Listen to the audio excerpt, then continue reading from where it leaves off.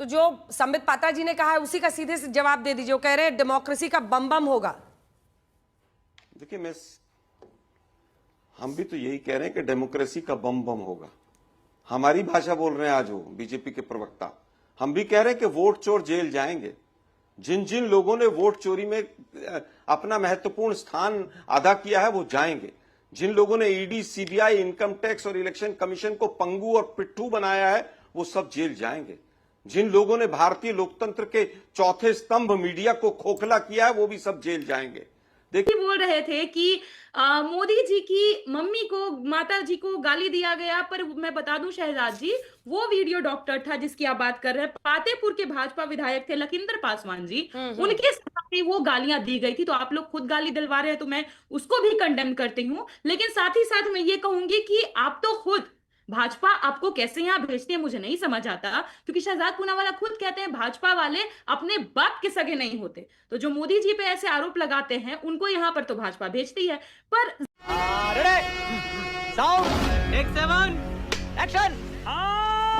जाइए महागठबंधन पर, जिसमें आरजेडी 144 सीटों पर जीती थी, 75 इनके विधायक चुने, सबसे बड़ी पार्टी बनी।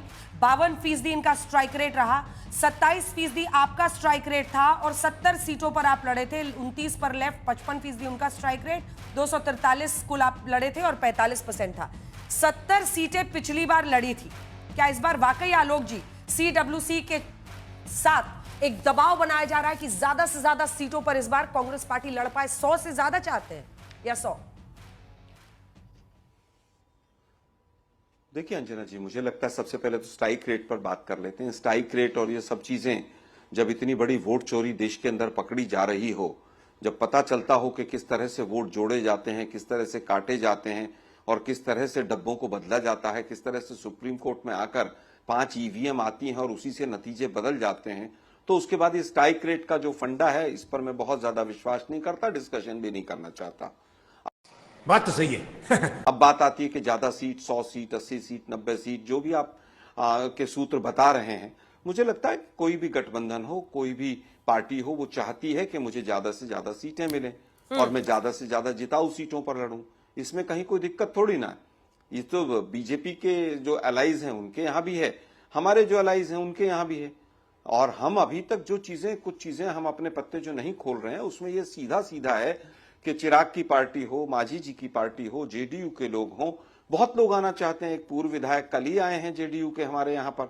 हो सकता है चिराग जी और मांझी जी की भी अंतरात्मा जाग रही हो कहीं ना कहीं। और बीजेपी की आज की सीडब्ल्यूसी की बैठक को लेकर जो बौखलाहट है, उससे पता चलता है कि इनकी जमीन वहां पर खिसक चुकी है। Emotional damn it. जिस तरह से आज राहुल गांधी जी ने, खड़गे जी ने और तमाम कांग्रेस के लीडर्स ने आज पूरी तरह से बीजेपी के ऊपर और गवर्नेंस के ऊपर हमला बोला है, उससे पूरी तरह से बौखलाए हुए हैं। तमाम आप पत्रकारों से मिल रहे हैं, सब बातचीत कर रहे हैं। मैं तो चाहता था कि बीजेपी के प्रवक्ता आते, 50% जो टैरिफ लगाया था उस पर भी पीसी करते, जो हथकड़ियां बेड़ियां लगकर आई थी उस पर भी पीसी करते, H1B वीजा पर भी करते, सम्राट चौधरी की डिग्री पर भी करते, अशोक चौधरी के जो भ्रष्टाचार के आरोप लगे उनको भी क्लैरिफाई करते। लेकिन मुझे लगता है केवल कांग्रेस से बौखलाकर आज पिछले 4-5 घंटे में देखिए पूरी बीजेपी बौखलाई हुई है। कोई ट्वीट कर रहा है, मोदी जी ने भी 5-7 ट्वीट कर दिए हैं, मोदी जी लगे हुए हैं, रेल मंत्री लगे हुए हैं, आज सारी सौगात बिहार को मिल जाएगी, 70,000 करोड़, 80,000, 90,000 करोड़, उसका तो कहीं पता चला नहीं। एक नए उद्योग के बारे में नहीं बता पा रहे हैं। 70,000 तुम्हें शर्म है? कुछ शर्म आया है? करोड़ का जो सीए जी ने बताया कि उसकी रिसिप्ट नहीं मिल रही हैं, कहां चला गया, वो भी 2013-14 का, 14-15 का नहीं। उसके ऊपर किसी ने प्रेस कॉन्फ्रेंस नहीं की। 1,000 एकड़ के करीब अडानी को 1 रुपए में जमीन दे दी, पेपर लीक पर एक प्रेस कॉन्फ्रेंस नहीं होती। हम तो कह रहे हैं कि वोट चोरी का आरोप इलेक्शन कमीशन पर है। बौखलाई कौन हुई है? बीजेपी बौखलाई हुई है पूरी तरह से। आज जिस तरह से तमाम मुद्दे उठाए गए हैं वो बिहार से रिलेटेड हैं, बिहार को किस तरह से आगे ले जाया जाए उससे संबंधित है। लेकिन आज बौखलाहट बीजेपी में इसलिए है कि इनके भ्रष्टाचार के तमाम आरोप सामने आ रहे हैं, इनकी जमीन खिसक चुकी है और बीजेपी पूरी तरह से बौखलाई हुई। चलिए ठीक है, इससे पहले रुक जाइए शहजाद जी, क्योंकि आप दोनों ही बोलते रह जाएंगे। प्रियंका भारती जी भी आए, ये वाला आपको दिखा के जरा, ये वाला जो आज बीजेपी, बिहार बीजेपी ने डाला है, वो जरा दिखाते हैं प्रियंका जी, फिर आपका रिएक्शन उस पर लेंगे। क्या आपकी पार्टी को अब नहीं लग रहा है कि चुनाव करीब आ रहे हैं? घमंडिया में कला भारी है, जूतम पैजार की तैयारी वो दिखा रहे हैं। 150 सीट आप चाहती हैं, 105 सीटें कांग्रेस पार्टी, जेएमएम 12 सीटें, 60 सीटें उधर लेफ्ट की तरफ से, 45 सीटों की मांग उधर से सैनी साहब की तरफ से। क्या है पूरा मामला? क्योंकि देखिए अब तो चुनाव करीब है, अब तो कांग्रेस पार्टी को भी खुलकर कहना चाहिए ना भाई वोट कीजिए, तेजस्वी को मुख्यमंत्री बनाइए, लेकिन वो लोग तैयार ही नहीं हो रहे हैं ये बोलने को। वाह बेटा, लगता है तुम गू खा के ही मानोगे। अंजना जी, लत्तम जुत्तम की बात वो करते हैं जो एक दूसरे पर लात जूता चला रहे होते हैं। आरके सिंह इन भाजपा के ही पूर्व मंत्री रहे ना, क्या बोले वो जेडीयू के एमएलसी के बारे में? उनका कल परसों का ही बयान है कि जेडीयू के एमएलसी राधाचरण सेठ ड्रग माफिया हैं। ड्रग माफिया मतलब अफीम, गांजा, चरस, कहाँ कहाँ किसकी क्या तस्करी करवा रहे हैं, ये तो भाजपा के ही जो पूर्व नेता रहे वो बता पाएंगे, या जिन जेडीयू के एमएलसी पर उन्होंने आरोप लगाया वो बता पाएंगे। फिर लत्तम जुत्तम किनके बीच में पहले हुआ? आपकी पार्टी में थे क्या जिनके बारे में उन्होंने कहा है?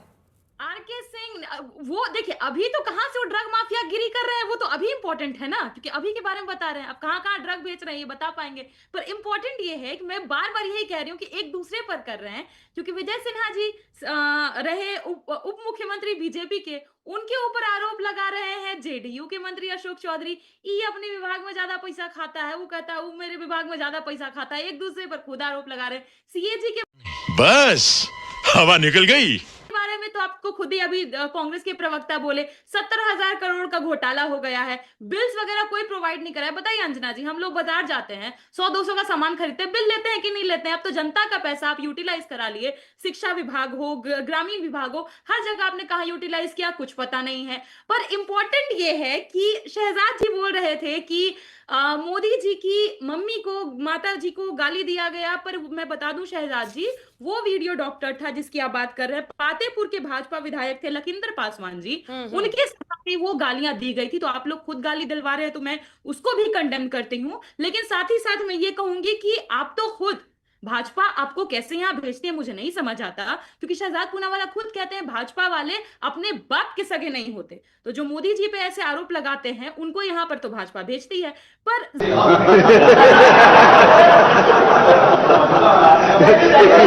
जरूरी बिहार के लिए यह है कि हम मुद्दों की राजनीति कर रहे हैं। आज भी तेजस्वी जी मौजूद थे, उन्होंने क्या कहा कि हम ये अन्याय करते रहे, हम न्याय करेंगे। ये बिहारियों को भले इंडस्ट्रीज ना दें, पीएम मित्र पार्क ना दें, हम उसी की बात करेंगे क्योंकि युवाओं को उसी की जरूरत है। आखिर क्यों ऐसा बिहार में हो रहा है कि 10th आते आते तक बच्चे 41% ड्रॉप आउट हो जा रहे हैं? हमारे लिए यही मुद्दा है। अति पिछड़ों का आरक्षण को खा गए, पिछड़ों के आरक्षण को खा गए, जो हमने रिजर्वेशंस को बढ़ाया आपने उसको इंप्लीमेंट नहीं होने दिया, 9वीं अनुसूची में शामिल नहीं होने दिया। तो ना आप आर्थिक न्याय कर रहे हैं ना आप सामाजिक न्याय कर रहे हैं। धीरेन जी, आप कुछ भी बोलो ये नहीं सुनने वाला। क्योंकि कांग्रेस से सीधा सवाल है, आलोक जी इसका जवाब दीजिए, फिर मैं प्रियंका जी आ रही हूँ।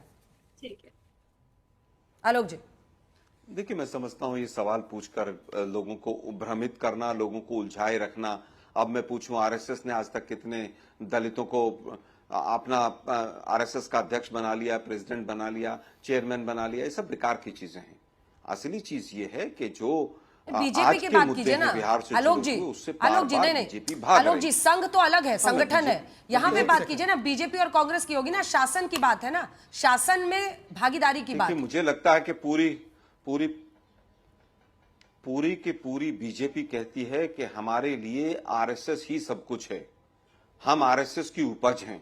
कोई आरएसएस को माता बताता है, कोई पिता बताता है, कोई दादा बताता है, कोई दादी बताता है, और आरएसएस की बात ना की जाए। जो क्या बात कर रहे हैं? बीजेपी का एग्जांपल नहीं है आपके पास, तक नहीं कर पाया हो, उसके प्रोडक्ट अगर मैं फिर कहूंगा कि बीजेपी के अंदर भी तमाम ऐसे लोग रहे हैं। बीजेपी में क्या दलित बना दिया इन्होंने? हाँ, प्रधानमंत्री आज तक क्या बना देंगे? बंगारू लक्ष्मण अगला बना देंगे। आप कहिए आज कह कर जाइए, अरे भाई वो अध्यक्ष बने हैं, केवल प्रधानमंत्री बने हैं क्या? वो चेक हो गया, बंगारू लक्ष्मण बने थे। हाँ, वो जो 1 लाख रुपए रिश्वत लेते हुए पकड़े गए थे, जो ओबीसी प्रधानमंत्री कितने जवाब सुनिए शहजाद। मैं आपके बीच में नहीं बोला शहजाद, मैं आपके बीच में नहीं बोला, फिर आपको दिक्कत होगी। मैं केवल ये कहना चाहता हूं, क्या दिक्कत होगी? धमकी वाली राजनीति नहीं। वही बंगारू लक्ष्मण है ना जो रिश्वत लेते पकड़े गए थे, वो जो कैमरे पर रिश्वत लेते पकड़े गए थे, वही बंगारू लक्ष्मण थे ना। मैं आगे कुछ कहना नहीं चाहता। देखिए, ये मुद्दों को डाइवर्ट करने का तरीका है। एफआईआर बीजेपी ने कराई, अरे भाई इलेक्शन स्टेट इलेक्शन कमीशन ने कराई। स्टेट इलेक्शन कमीशन ने 18 चिट्ठियां लिखी, किसको? सीआईडी ने भी लिखी, किसको? इलेक्शन कमीशन ऑफ इंडिया को, लेकिन जवाब नहीं दिया क्योंकि फंसते हुए नजर आ रहे थे। आप शर्म करो शर्म। बार बार सफाई इलेक्शन कमीशन के बिहाफ पर देते रहिए, लेकिन इलेक्शन कमीशन फंस चुका है पूरी तरह से। राहुल गांधी जो विषय उठाते हैं इलेक्शन कमीशन उस पर ही कानून ले आता है। आप बताइए चंडीगढ़ मॉडल क्या था भाई? चंडीगढ़ मॉडल तो पूरे देश ने देखा।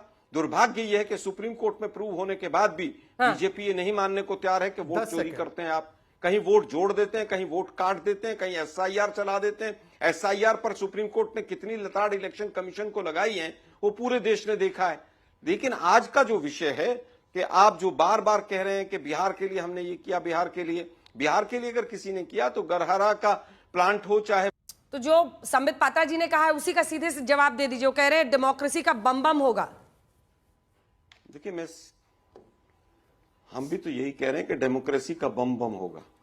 हमारी भाषा बोल रहे हैं आज वो बीजेपी के प्रवक्ता। हम भी कह रहे हैं कि वोट चोर जेल जाएंगे। जिन जिन लोगों ने वोट चोरी में अपना महत्वपूर्ण स्थान अदा किया है वो जाएंगे। जिन लोगों ने ईडी, सीबीआई, इनकम टैक्स और इलेक्शन कमीशन को पंगु और पिट्ठू बनाया है वो सब जेल जाएंगे। जिन लोगों ने भारतीय लोकतंत्र के चौथे स्तंभ मीडिया को खोखला किया है वो भी सब जेल जाएंगे। देखिए, ये तो लेने के देने पड़ गए। कि राहुल गांधी जी को समझ नहीं है, ये कहने वाले लोग अपनी समझ को जरा देख लें। चाहे वो कोरोना हो, चाहे वो चीन का मुद्दा हो, चाहे जीएसटी हो और चाहे इलेक्शन कमीशन हो, राहुल गांधी ने हर समय पर हर चीज को पहले से पहले चेताया था। अच्छा ठीक है, आलोक जी एक सवाल है आपसे, जिससे पहले कि मैं प्रियंका भारती जी के पास जाऊं। आलोक जी एक सवाल है, 4 विधायक ये जो शोएब जमई जी के ओवैसी की पार्टी के आरजेडी में गए थे वो किस दम पर गए थे? उनको अचानक लगा कि ओवैसी साहब खराब हैं और तेजस्वी जी बड़े अच्छे हैं, वहां पर क्या चला था? देखिए, मुझे लगता है कि वो विधायकों ने खुद बैठकर अपनी क्लैरिफिकेशन दी थी कि क्या चला था। वैसे तो और एमआईएम उनको समझ आ गया था कि केवल और केवल बीजेपी की मदद करने के लिए बिहार में आई थी। उन विधायकों को भी समझ आ गया। प्रियंका भारती, तो कहावत है, जब आंख खुली उनकी तो उनको समझ आया और वो चल दिए उधर। उनकी आंख खुली तो वो चल दिए उधर। अब बाकी जो इधर बीजेपी में जाती है उनकी आंखें बंद हो जाती हैं, या पता नहीं क्या होता है जो आप ईडी और तमाम चीजें कहते हैं। प्रियंका भारती जी, आप लोगों ने ही ऑपरेशन लालटेन किया था, शोएब जमई जी की पार्टी को ही उजाड़ दिया पूरा। 5 उन्होंने पतंग उड़ाए थे हवा में, 1 पतंग उनके हाथ में बचा है। आप लोग क्या करते हैं? क्या मतलब चेहरा पसंद आ जाता है इसलिए लोग आ जाते हैं आपके पास? बीजेपी के पास जाते हैं तो लालच से जाते हैं या डर से जाते हैं? और प्रियंका भारती जी आपकी पार्टी में काहे आ गए? तेरा तो गेम बजाना पड़ेगा। अंजना जी, हमारे पास हजारों करोड़। इसी के साथ एक सवाल जोड़ रही हूँ। वैसी साहब सीधा कह रहे हैं कि आरजेडी को सबसे बड़ा नुकसान होगा। मैंने 3-4 चिट्ठियां लिखी हैं कि मैं साथ में लड़ना चाहता हूं, आरजेडी को सबसे ज्यादा नुकसान होगा जो वो घमंड दिखा रहे हैं। अंजना जी, हमारे पास जो लोग आते हैं वो इच्छा से आते हैं, मैं ऐसा कैसे कह सकती हूँ? नीतीश जी को तो हम जबरन नहीं लाए थे ना, भाजपा वाले उनको डरा धमका रहे थे, पार्टी को खत्म करने वाले थे, तब नीतीश जी हमारे पास आए थे। तो हम किसी को लाते नहीं है, सब खुद आते हैं। दूसरी बात कि शहजाद जी बोल रहे थे हमें जातिवादी। चलिए शहजाद जी, आप प्रधानमंत्री मोदी जी की किताब कर्मयोग की मैं सैर करवाती हूँ।